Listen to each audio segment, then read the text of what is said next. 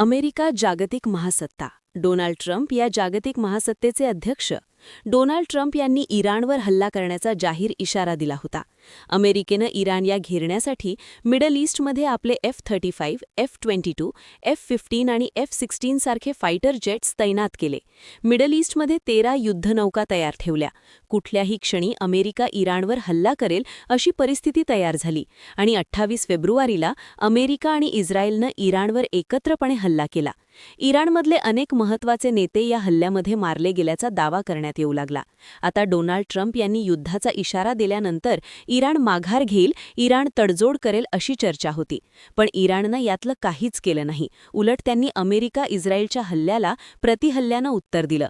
एकूण 8 देशांवर हल्ले केले आणि सुरुवात तुम्ही केली आहे तर शेवट आम्ही करणार असा इशारा सुद्धा दिला.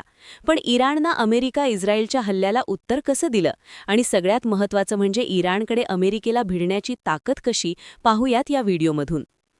28 तारखेला अमेरिका आणि इस्रायलकडून इराणवर हल्ला करण्यात आला.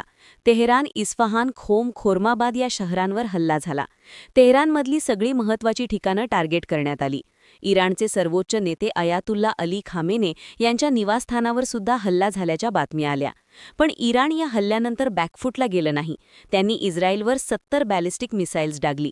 तर जिथे जिथं अमेरिकेचे मिलिटरी बेस आहेत अशा 7 देशांना टार्गेट केलं.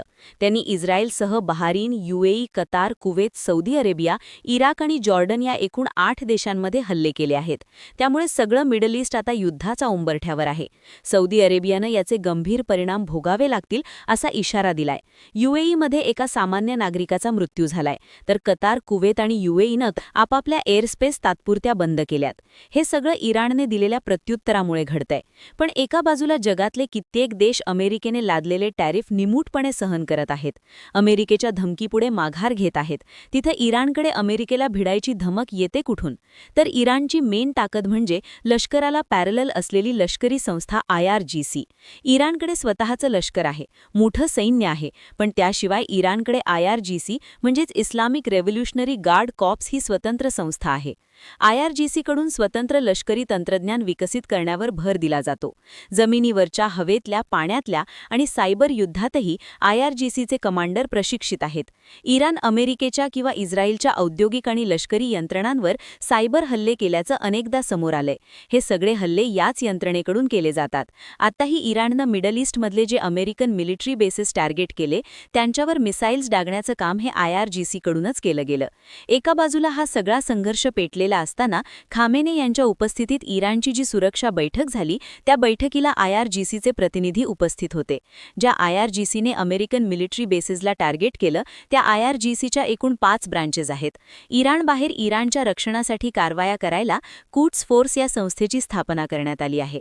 या कुड्स फोर्सने जवळपास 7 देशांमधले मिलिटरी बेसेस अगदी अचूकपणे टार्गेट केले. त्यामुळे देशांतर्गत सुरक्षेसाठी इराणचं लष्कर काम करत असताना IRGCच्या माध्यमातून देशाबाहेरचे ऑपरेशन्स हाताळली जातात. फक्त आत्ताच नाही तर 2020 मध्ये अल असाद या अमेरिकेच्या लष्करी तळावर इराणनं केलेला हल्ला हा IRGCच्या कुड्स फोर्सकडूनच करण्यात आला होता.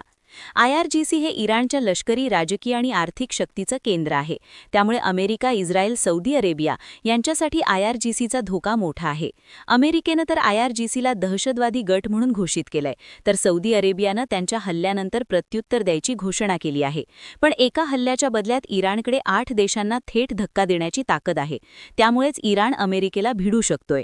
इराणमध्ये अमेरिकेला भिडण्याची क्षमता आहे याचं पुढचं कारण म्हणजे मिसाईल्सची ताकद. इराणला कंट्रोल करण्यासाठी अमेरिकेनं इराणच्या आजूबाजूच्या देशांमध्ये आपले लष्करी तळ निर्माण केले. एक प्रकारे अमेरिकेनं इराणला 270 डिग्रीमध्ये घेराव घालत आपलं लष्करी जाळंच उभं केलं.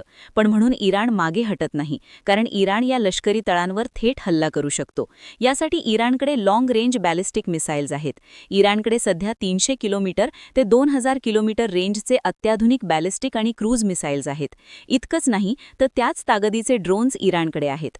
इराणकडे असलेल्या फतेह 10 मिसाईलची रेंज 300 किलोमीटरपर्यंत मारा करण्याची आहे, ज्यामुळे इराकमधले अमेरिकन लष्करी बेसेस टार्गेट करता येतात. जुल्फाकार मिसाईलची रेंज 700 किलोमीटर आहे, त्यामुळे UAE आणि सौदी अरेबियातले अमेरिकेचे बेसेस टप्प्यात येतात.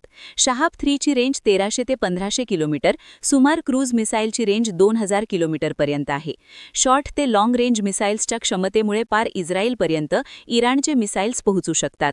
आता अमेरिकेने जरी इराणला धाक दाखवण्यासाठी शेजारच्या देशांमध्ये आपले लष्करी तळ उभारले असले, तरी हे सगळे लष्करी तळ इराणच्या मिसाईल्सच्या टप्प्यात आहेत. शिवाय ही सगळी मिसाईल्स आणि ड्रोन्स ही GPS गाइडेड असल्यामुळे ते टार्गेटवर अचूक मारा करण्यासाठी महत्त्वाचे ठरतात.